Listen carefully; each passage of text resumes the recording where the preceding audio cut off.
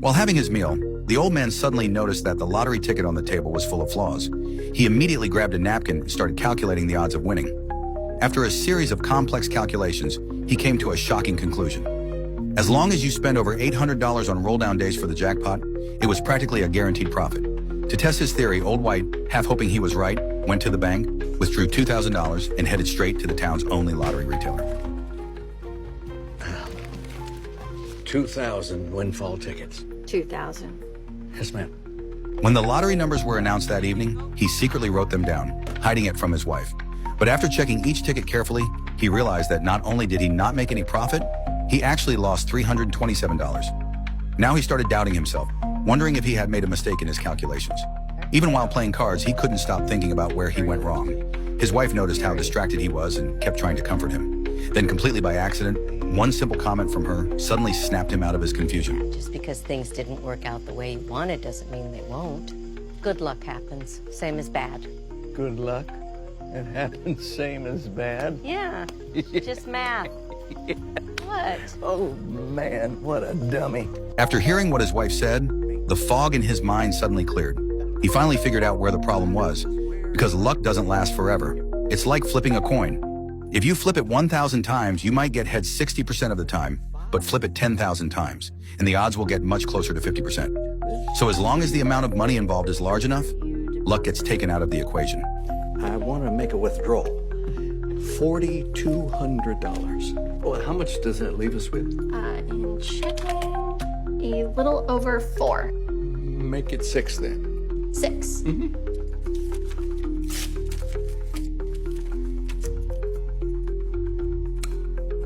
Eight? 8. 8,000. Are you sure? 98. 9. 8,000. Thank you, Mitch. There we go. Bye-bye. When the next lottery draw came around, the old man carefully checked the prize on each of his tickets. And just as he expected, he really hit the jackpot this time. The total winnings were double what he had invested. This insane return left him stunned. Now that he suddenly had over $10,000, he didn't dare tell his wife. So he hid the money inside a popcorn tin in the storage room. But secrets don't stay hidden forever. At a family gathering, his little granddaughter happened to dig up the popcorn tin. Oh. No, Lizzie. No. Let's not open that. Why? I want the popcorn. I know. This popcorn's very stale. I like stale. But this is full of sugar. It's no good for you. I saw you eat 7 Oreos. You want an Oreo? You ate them all, Pop. Okay. All right. Let me just have it for 1 minute. Pop will give it back to you, I promise. You trust Pop now, right? Let me just take 1 minute, and I'll be right out. He managed to move the money to another hiding spot, but his strange behavior didn't go unnoticed. His wife had already sensed something was off. Later that night, after all the kids had left, she confronted him directly. Something you want to tell me? What? The pantry? Afraid of his wife as always, the old man had no choice but to confess everything. I'm playing the lottery and I'm winning. I figured out the math and I won $15,000. It's stuffed inside the frosted mini-wheats box. Wow. He thought his wife would blow up after hearing the truth, but to his surprise, she actually scolded him. Not for hiding the money, but for not bringing her along on such an exciting adventure. I've waited 40 years for it to be just us, and so far we kind of suck at it. I want to have fun. Let's be a little stupid. Huh? We got married when we were 17, so we know how to do it. Oh, that's true. We need something for us. I didn't think it would be playing the lottery, but I'd rob a bank if it gave us something to talk about. Okay. $15,000. Yep. The next day, the two of them brought all their savings to the lottery shop. Now with his wife's full support, the old man decided to go big this time. But unexpectedly, the town's lottery machine had been removed. To buy tickets, they'd have to drive to another town 100 kilometers away. Still, that didn't dampen their enthusiasm. If anything, it made them feel like they were going on a real adventure. After a 2-hour drive, they finally arrived at the neighboring town's lottery shop. How can I help you? We'd like to buy 8,000 windfall tickets. When the shop owner heard how many tickets the old man wanted to buy, he thought it was a joke. But once the old man pulled out a wad of cash, the owner realized they were dead serious. Even so, he explained that the machine could only print 1,000 tickets per hour, and he didn't want to waste 8 hours on this. But the one thing this couple had plenty of was time. I can do it. To speed things up, the old man and his wife offered to help. After 8 hours of nonstop work, they finally printed out all 8,000 tickets. To make cashing in easier, they checked into a motel right next to the shop. And after spending the whole night checking numbers, they were shocked to discover The last one is a 3-number winner. So we bet 16,000, which means we made $21,043. I think we're gonna need more Oreos. the whole thing felt like a dream come true. On the drive back, the wife suddenly had a bold idea. If the more tickets they bought, the more money they made, why not bring in their friends and family from town? That way, they'd have more capital to buy even more tickets. So once they got back, they met with an accountant and officially set up a joint venture. A company built solely around buying lottery tickets. They gathered all their friends and relatives from the town, shared the results of their 2 trial runs, and explained exactly how they discovered and exploited the loophole. Then they sincerely invited everyone to join in. After they won, the profits would be split according to each person's share. I mean, who could resist a deal that guaranteed profit? Okay, look, you all have known me for years. This will work, and it'll help everybody. Everyone there chipped in whatever they could. If they didn't have cash, they contributed valuables to get a stake. For the company's first official buy-in, the old man placed an order. A whopping 40,000 lottery tickets. You guys drug dealers? No, we're professional lottery players. I don't think that's a thing. It is now. You guys drug dealers? No, we're professional lottery players. I don't think that's a thing. It is now. But now a new challenge lay ahead. With that many tickets to print and only one lottery machine, there was no way they'd finish printing them all in a single day. Can you stay open later? No, I'm afraid not. Tonight is a drinking celebration with my buddies. Now, admittedly, we do it out there in the parking lot, but I just can't have customers in here. It's a liability. What if we weren't customers? Then the old man had a sudden stroke of genius. He pulled out a logo his granddaughter had drawn and offered the lottery store owner a spot in their company. This way, the owner wouldn't just be making money off selling tickets. He'd also get a cut of the profits. Without hesitation, the owner agreed. I'm in. Can I be in? Since this round involved a massive number of tickets, the old couple decided to rest for the night and tackle the checking the next morning. But to their surprise, the store owner showed up at their motel first thing the next day, too excited to wait. It came in. The lottery sends a tally of all the winnings sold by the store. Windfall tickets won $82,000. And how many windfall tickets did you sell at your store? Just yours, plus 6 more to me, but those didn't win. We doubled it. We doubled it. We doubled it! We doubled it! We doubled it! Turned out, they doubled their money again. Now with the store owner as a partner, they no longer had to check the numbers themselves. And from that point on, more and more people joined the venture. To speed things up, the owner even brought in a second lottery printer. Day after day, they kept buying tickets until they had so many, the stacks filled up an entire warehouse. In just a few months, this once sleepy town came back to life.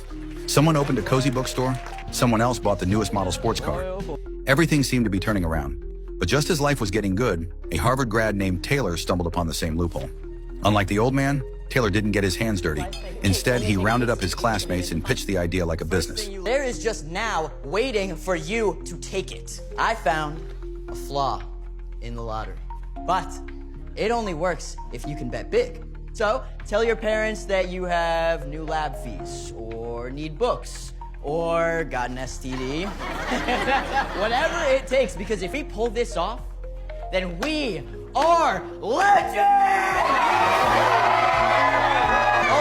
Also, I'm gonna need you all to fill out about 300 lottery slips so we don't bet duplicates. There you go. That's for you. Thank you. You're not filling any out?